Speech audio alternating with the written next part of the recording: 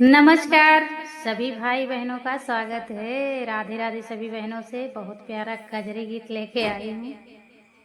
कभी कभी वीडियो बनाने में इतना दिक्कत होती है कि क्या बताऊँ।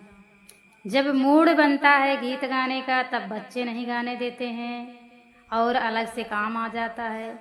जब मन हट जाता है तो फिर टाइम मिलता है गीत गाने का।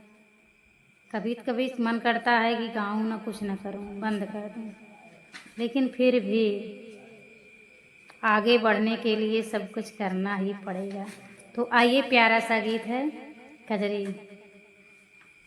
आंगना बहारत मोरा खुलेगा घुघुटावा, ससुर के परी गई नजरिया ना।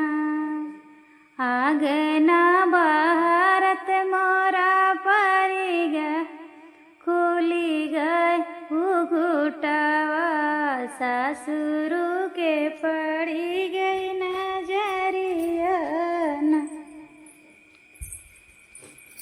किया बहु साँचवा के ढाली तू बाटियू, किया तो है गढ़ल सोनारवा ना। किया बहु साँचवा के ढाली तू बाटियू, किया तो है गढ़ल सोनारवा ना। नाही हम साँचवा के ढाल मोरे ससुरु, नाही मोहे गढ़ल सोनारवा ना। नाही हम साँचवा के ढाली मोरे ससुरु, नाही मोहे गढ़ल सोनारवा ना।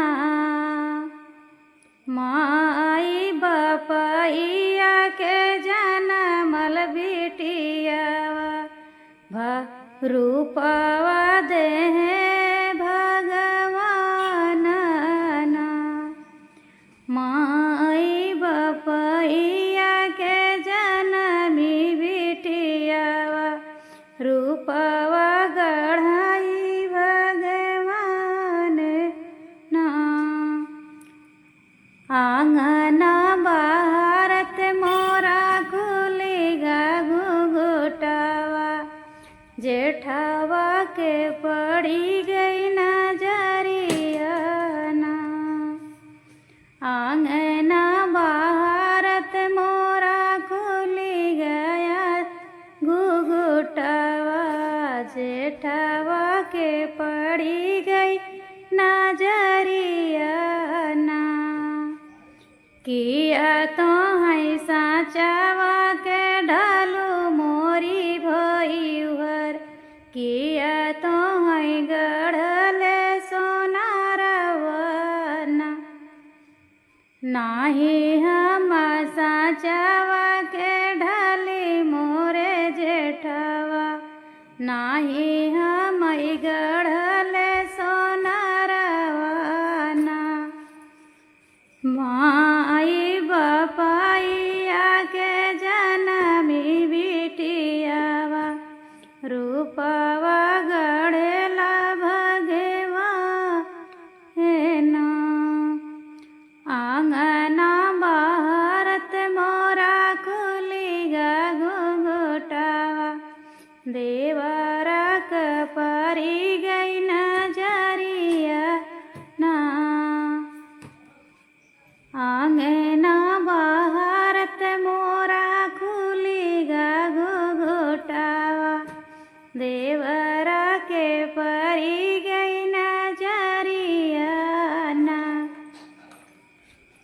किया तो है साँचवा के ढाली मोरी भौजी, किया तो है गढ़ल सोनारवा ना।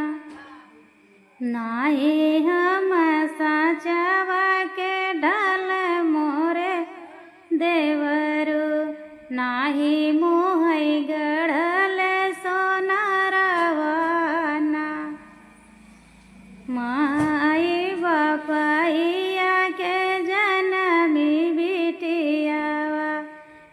रूपवर चाही भगवान ना। तो आप सबको यह गीत कैसा लगा कमेंट में ज़रूर बताना। राधे राधे सभी भाई बहनों से। फिर मिलेंगे आप सभी से नेक्स्ट वीडियो में। नए आ रहे हैं तो आप लोग सब्सक्राइब जरूर करिए, शेयर करिए।